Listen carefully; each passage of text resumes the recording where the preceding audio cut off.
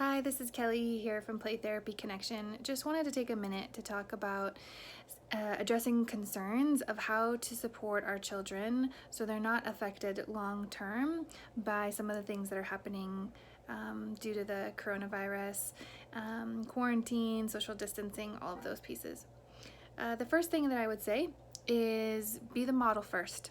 So, for example, if you are not ready to embrace your friends with a hug or go out to the grocery store yet, it's going to be highly difficult for your children to do the same with their peers or return to school.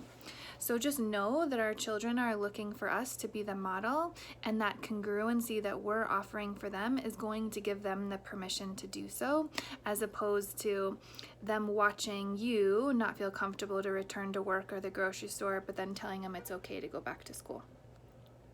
Second, I would encourage you to find ways for your children to play with other children as soon as possible. That could be with siblings, great. It could also be maybe selecting a couple of kids, maybe from the neighborhood or cousins, that you could consider in your social distancing bubble for them to engage with. This is how children learn and grow, is through play and exploration, and especially with other peers. So I highly encourage you to do that as soon as you feel comfortable and able. And lastly is consider unrealistic expectations. It's very developmentally inappropriate, in my opinion, that children maintain social distancing and or wear a mask, especially the younger the child. So, for example, can you hold that when you go to the store and wear a mask, how difficult that is, and there's moments where you want to take it off or you feel like you can't breathe, and it has actually quite a bit of impulse control to be able to leave it on.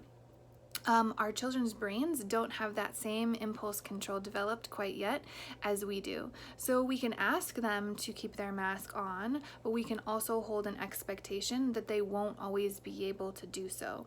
So they may need lots of extra reminders, and it's not because they're not listening or not minding or being defiant. It's because developmentally it's inappropriate for them, and also an unrealistic expectation. Same applies to social distancing, right? It's very incongruent for a child to not want to engage in play with their peers at a close distance.